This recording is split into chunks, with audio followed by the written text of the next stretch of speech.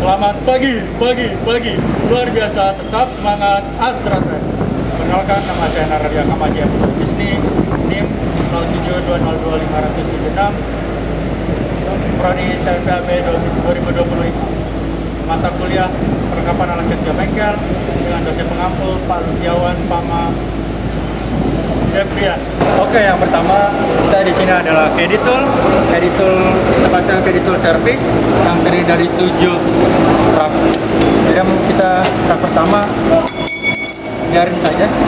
Ini ada adjustable wrench, lalu ada pipe wrench untuk biasanya digunakan di pipa. Lalu di sini ada crowbar untuk mencongkel lah biasanya. Lalu di sini ada long socket dan juga socket. Dan di sini ada long extension dan juga L handle. Itu digunakan untuk menyambungkan soket ini. Lalu di sini ada torque untuk mengencangkan biasa torsi-torsi mau di mesin-mesin. Lalu di rak kedua ada hammer dan juga scraper. Ini plastik hammer, terbuat dari plastik ya. Lalu ini ada copper hammer, dibuat dari copper, dan juga ada rubber hammer, terbuat dari bahan karet. Dan ini adalah scraper yang biasanya digunakan untuk menggigis cat. Lalu di rak ketiga ini ada namanya magnetic pickup tool, digunakan untuk mengambil barang-barang yang di sela-sela sempit. Lalu di sini ada T handle. Lalu ada L key untuk membuka kunci L. Lalu ada sliding T-bar. Dan juga ada punch and chisel, digunakan untuk menggigis biasanya. Lalu di rak keempat ada kunci-kuncian, terutama namanya ini adalah combination wrench dan juga torque L key. Di rak selanjutnya ada socket, long socket, dan juga universal socket. Ini kegunaannya beda-beda tergantung situasi. Biasanya universal socket itu digunakan di tempat yang sempit agar bisa dibelokkan seperti ini. Lalu ada ratchet ini digunakan untuk membuka baut ya, yang disambungkan ke soket. Lalu ini ada long socket ya, dan ini adalah sliding T-bar. Nah, itulah. Lalu ini ada long nose. Nah, ini adalah vice grip dan ini adalah long nose vice grip. Terus ini ada plier, long nose plier, dan juga adjustable wrench. Lalu di rak selanjutnya ini adalah cutting plier, ini juga cutting plier. Di sini seharusnya ada 2 tapi tidak ada. Ini adalah combination plier dan juga long nose plier tidak ada di sini. Lalu ini adalah screwdriver. Ini tepatnya itu minus screwdriver. Kalau ini adalah crosshead screwdriver.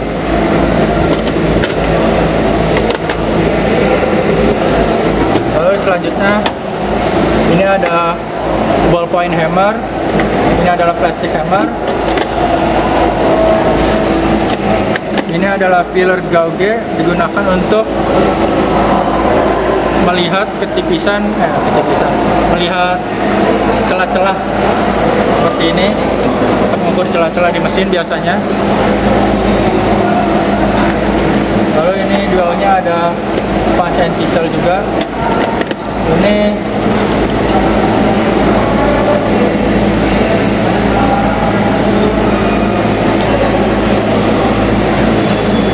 ya itu. Sekian dari saya menjelaskan Caddy Tool Service. Terima kasih. Oke, di sini Caddy Tools kita. dan kita akan melakukan praktek ke alatnya langsung. Di sini ada Allen key, ada ratchet,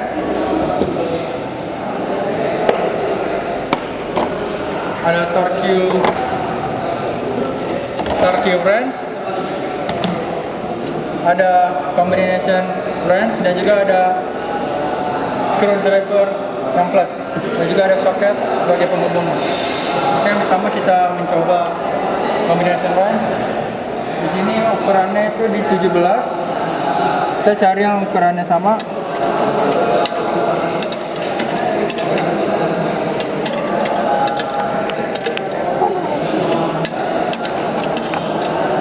Terus. Oke, ini M8 ya maksudnya. Jadi yang pertama, tangan mengepal seperti ini agar tidak kelepas. Lalu kuda-kuda kaki kiri di depan dan kaki kanan di belakang. Lalu jika ingin mengendorkan ke arah belakang, salah, itu adalah mengencangkan. Mengendorkan ke arah depan. Oke, keras banget soalnya tadi kena ini ya. Intinya mengendorkan ke arah depan dan mengencangkan ke arah belakang. Karena tangan saya habis patah, ya nggak kuat ya. Lalu di sini ada Allen key. Biarin.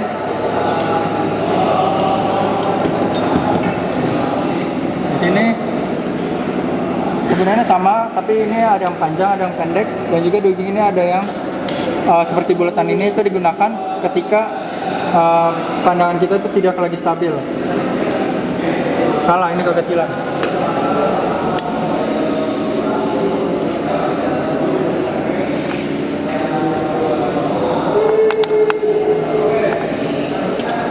Ya, seperti ini. Cuman karena tangan saya lagi sakit ya, dia nggak bisa. Ini bisa untuk miring juga. Dan yang pendek biasanya digunakan untuk di awal-awal. Ya, di awal-awal. Lalu kita udah bisa, kita bisa menggunakan ini. Bisa miring karena ujungnya itu bulat ya. Udah, seperti itu. Dan mengencangkan ke arah sebaliknya. Atau clockwise.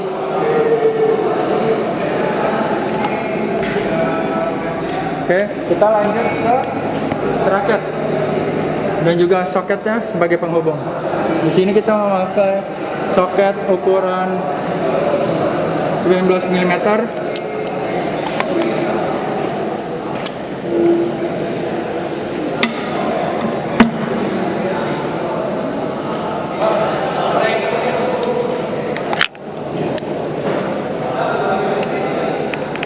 Ya, kalau mau masang ya, ini ada tombolnya.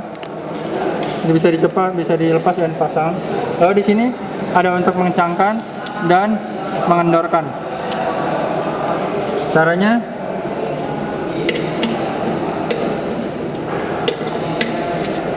kita sama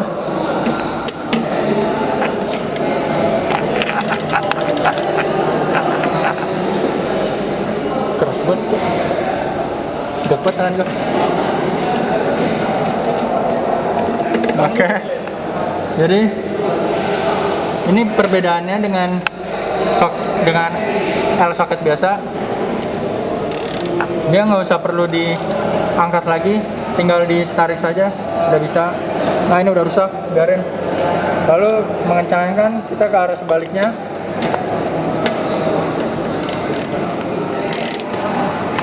Nah, ada suara seperti itu dan udah keras, berarti udah selesai.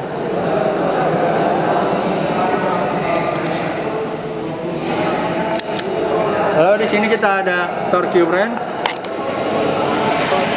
Biasa digunakan untuk mengencangkan baut-baut yang keras. Dan di sini ada standar tighteningnya, torque-nya. Kita memakai yang 19 mm, yang artinya itu di 8,8, yang di grade 8. 8 berarti kita max-nya di 2,4. Cara settingnya seperti ini.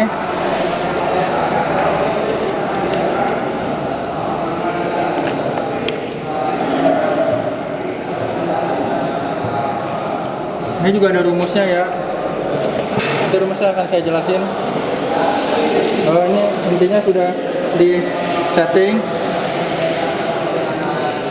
kita pasang.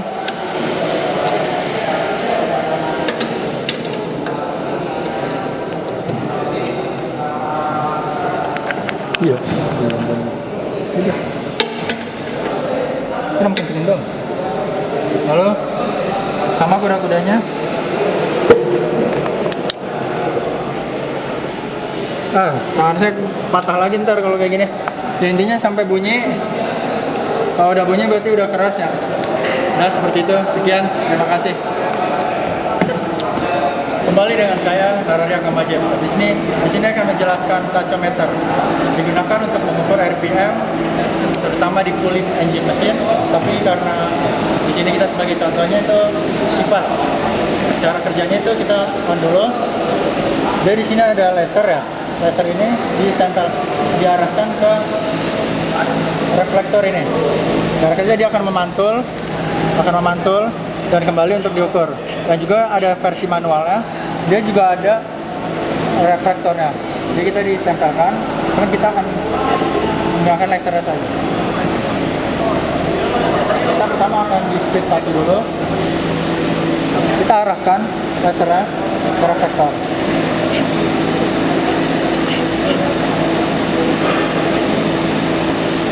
Di sini tertulis 1241 rpm. Lalu di speed 2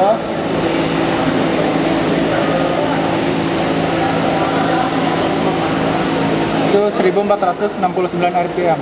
Dan jika menggunakan ini itu kurang lebih sama, tapi bedanya yang kecil yang gede itu digunakan, kalau yang gede itu digunakan ke RPM yang lebih gede, dan yang kecil itu digunakan ke RPM yang lebih kecil agar hasilnya lebih akurat. Sekian dari saya, terima kasih.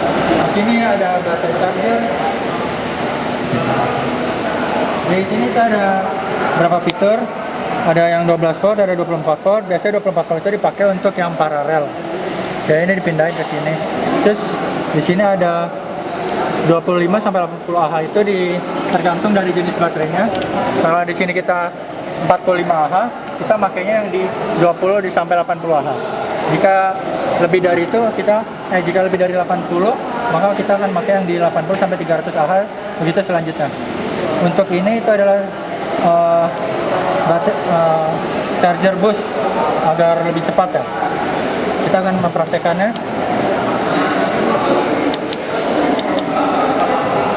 Ini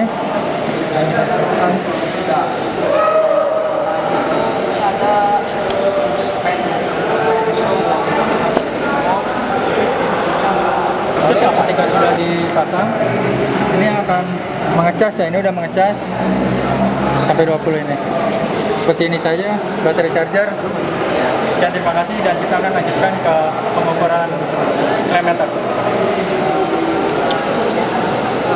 Ini kita ada alat namanya alat ukur multimeter dan juga klemeter. Di sini kita klemeter itu untuk mengukur ampere, dan juga multimeter itu bisa digunakan untuk mengukur AC, DC, dan juga ohm, dan juga ada ampere. Dari sini kita akan colokin klemeternya, pindahkan ke ampere. Di sini kita pertama kalibrasi dulu ya. Kita nyalain, kita putar sampai ke 0. Cuman karena ini lagi agak error sampai 8 doang, jadi kita harus ke 0 ya kalau misalkan udah benar.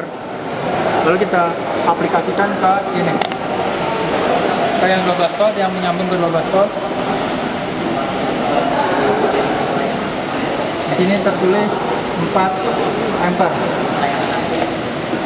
Berarti itu normal ya ampere. Di sini ada multimeter, bisa digunakan untuk AC, DC, ohm, dan juga ampere. Dan kita akan mengukur ketegangan aki dari forklift yang itu adalah DC ya, atau arus searah. Di sini kita akan mencoba. Yang pertama kita harus ini adalah minus dan plus. Kita harus ke minus dulu baru plus. Itu tertulis 12,84 volt.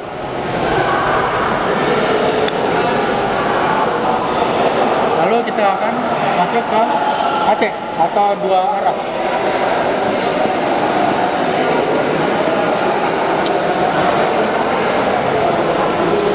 Sekarang kita arahin ke AC.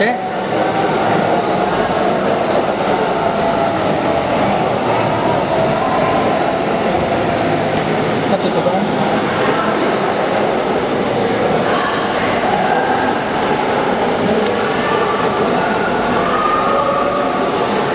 Itu tertulis 197 megavolt. Lalu kita balik lagi ke ampere. Ohm. Ohm itu adalah hambatan, dan hambatan bisa ditemukan di fuse. Ini kita ada dua contoh fuse. Kita di bawah saja.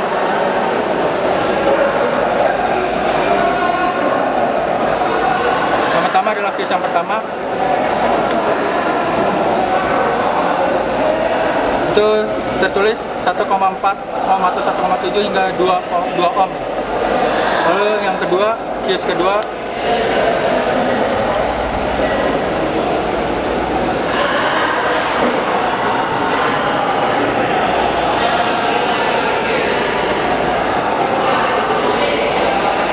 itu di sekitar 2 sampai 6 ohm ya.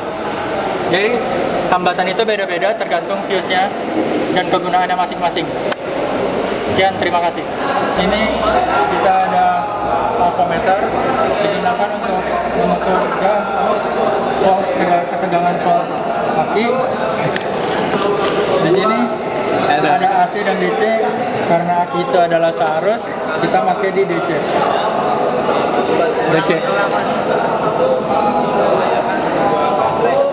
Ulang bos, itu ini apa namanya? Prop.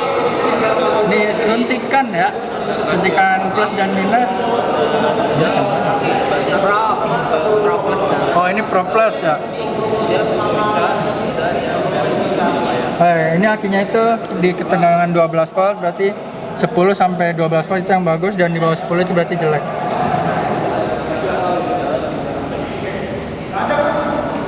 Di situ hasilnya 11,64 volt, yang artinya masih di kualitas yang bagus.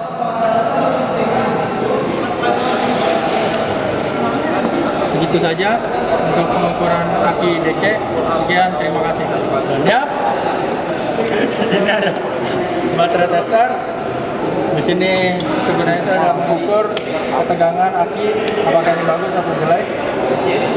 Di sini ada dua indikator, yang 6 volt dan 12 volt, dan juga ada, bisa dilihat, merah, kuning, hijau, dan putih, yang artinya yang merah artinya harus diganti, kuning recharge, hijau bagus, putih artinya masih full up.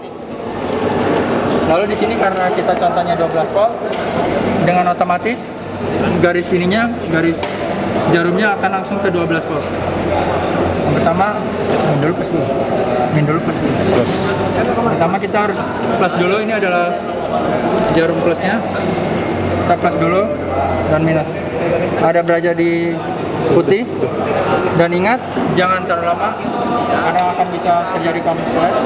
Karena tadi putih berarti aki ini masih bagus. Sudah, seperti itu saja. Sekian, terima kasih.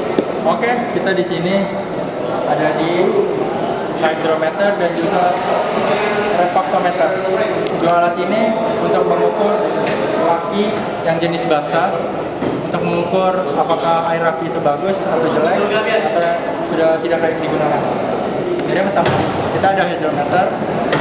Di sini ada 3 bagian di tabungnya, hijau, putih, dan merah.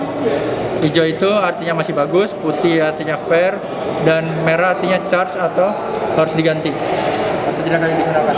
Oke, kita di sini ada contoh akinya, contoh air aki basah. Kita akan mencobanya. Pertama, jadi di sini ada kayak buat diisep gitu ya.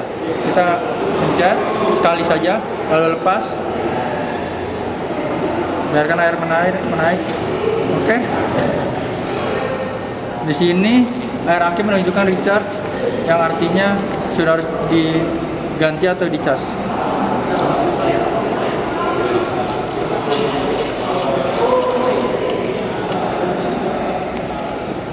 Lalu di sini kita ada refraktometer. Alat ini sama kegunaannya, tapi bedanya ini lebih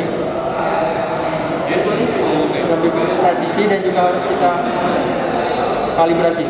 Kalibrasinya dengan cara kita lap dulu ininya sensornya. Lalu ini ada air biasa, air mineral biasa. Kita teteskan 2 saja.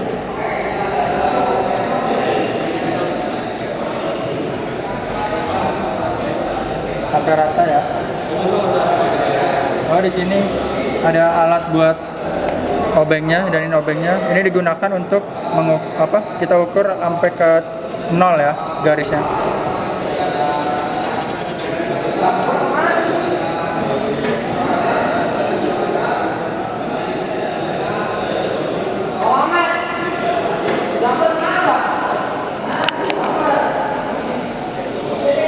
Oke, ini udah 0 di titik garis biasa. Kita lap lagi, dan ini udah siap diukur menggunakan air aki. Kita menggunakan pipet yang sama, sedikit saja, sama 2 tetes.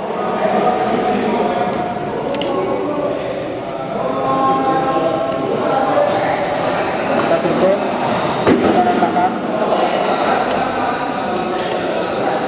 lalu kita cek.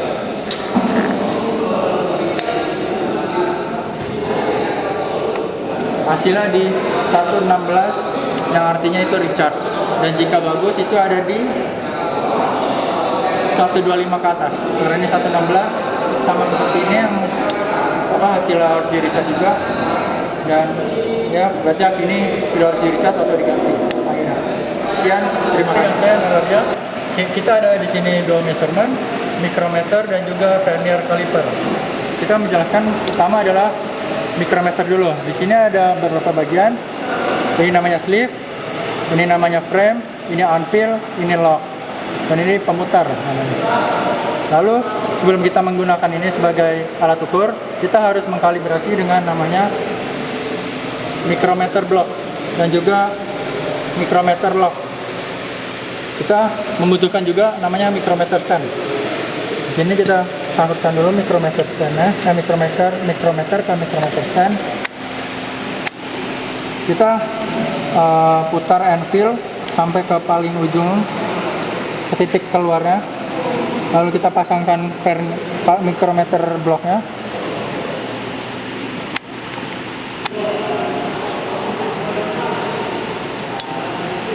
Kita lock. Lalu kita lihat karena ini belum pas di 0, kita lakukan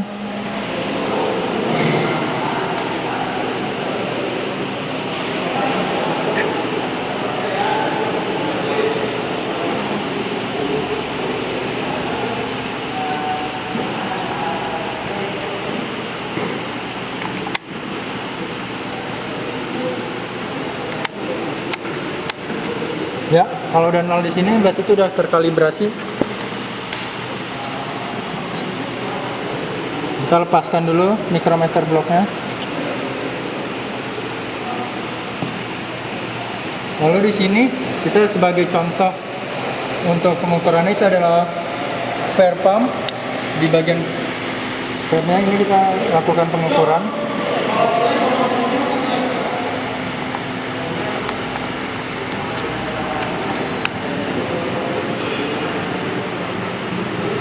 Di sini ada skala utama dan skala nonius.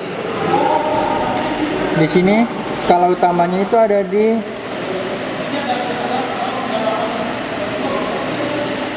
25,60-an. Jadi sekitar 25,60, 20,60. Lalu di sini ada vernier caliper, bagian-bagiannya kurang lebih sama, tapi bedanya vernier caliper itu bisa menghitung kedalaman, menghitung diameter luar dan diameter dalam. Kita lakukan di pengukuran di yang sama.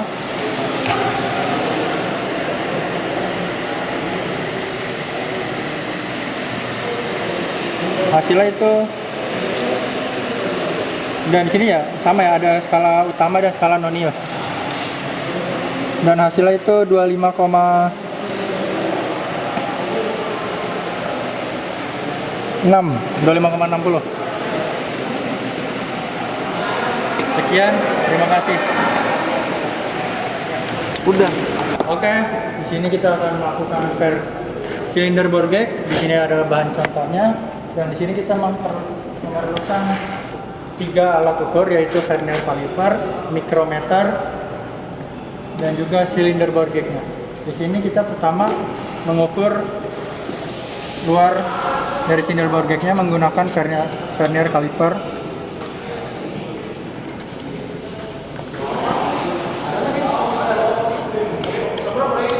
Di sini hasilnya menunjukkan 81,80 ya. Oke, berarti di sini kita akan dibulatkan ke atas menjadi 82. Tapi kalau misalnya di bawah 82 bisa nggak bang? Bang. Di sini kita membutuhkan 80 dan juga tambahan di 2 mm. Lebar banget kan dia kalau bisa jawab.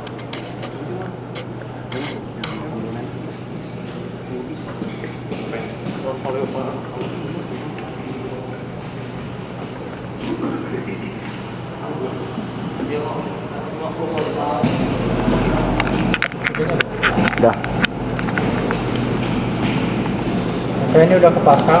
Ini total 82. Lalu kita di sini, karena ini belum dikalibrasi, kita mengkalibrasi menggunakan ini, dan juga ini perlu dikalibrasi juga. Kita menggunakan micrometer di ukuran 75/100.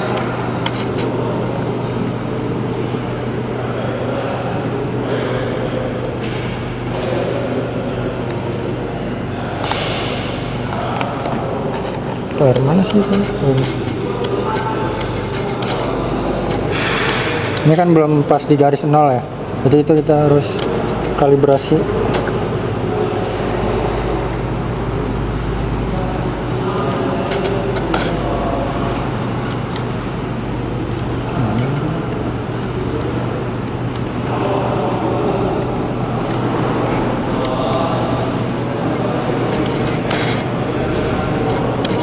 Nah, pas sudah di garis 0,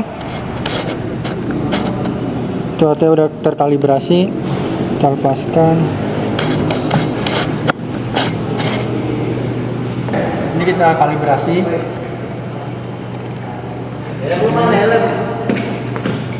Itu sebelumnya ini harus di 82 ya.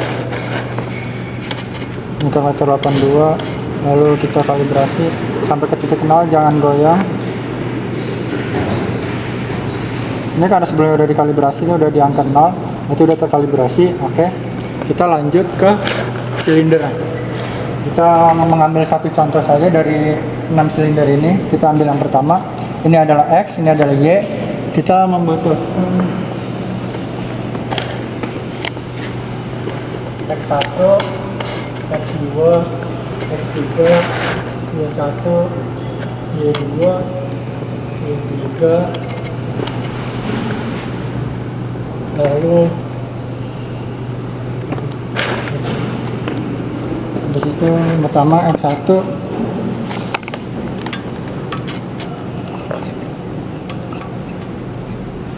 lalu ini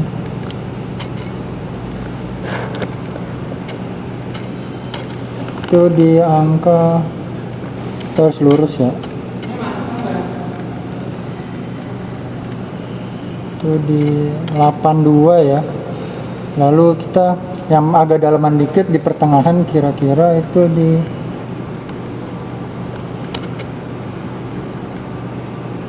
84. Lalu bawahnya lagi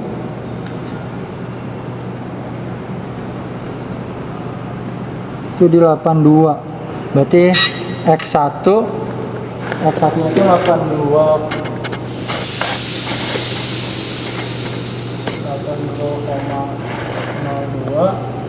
X3 nya 82,04, X3 nya 82,02. Lalu sekarang kita ke Y-nya.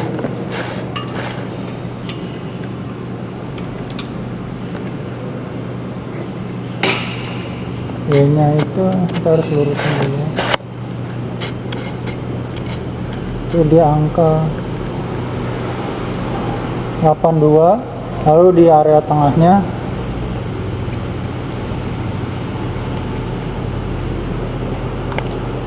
(84), lalu di bagian bawahnya X Y3 nya di 82. Oke, berarti kita udah mendapatkan Y1 sampai Y3. Y1 nya 82,02, Y3 nya 82,04, Y3 82,04. Berarti bisa kita simpulkan jika ini adalah silinder, ini X1, X2, dan X3. Ini kan atas bawah X1 dan X3 nya itu sama, beda 0,2, dan ini 0,2 juga. Di sininya itu lebih besar 0,4, berarti itu bisa disimpulkan kalau dia tuh cembung, oval.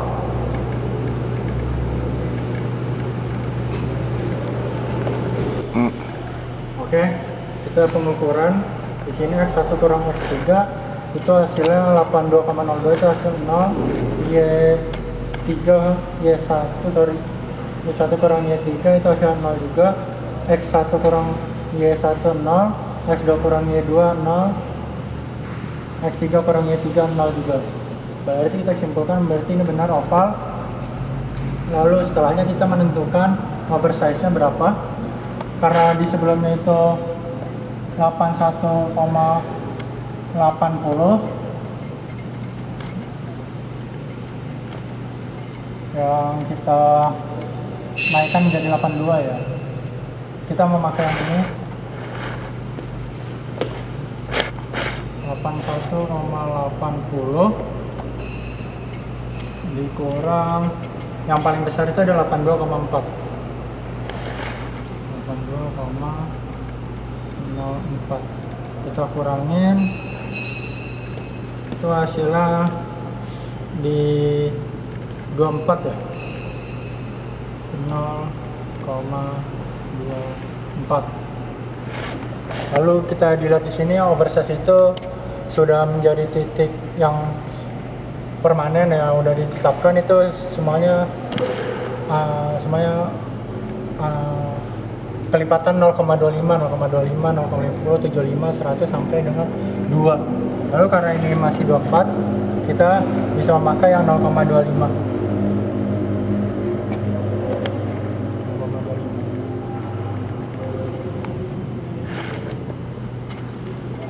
Dan ini kita bisa oversize dari 82,4 ditambah dengan 0,25.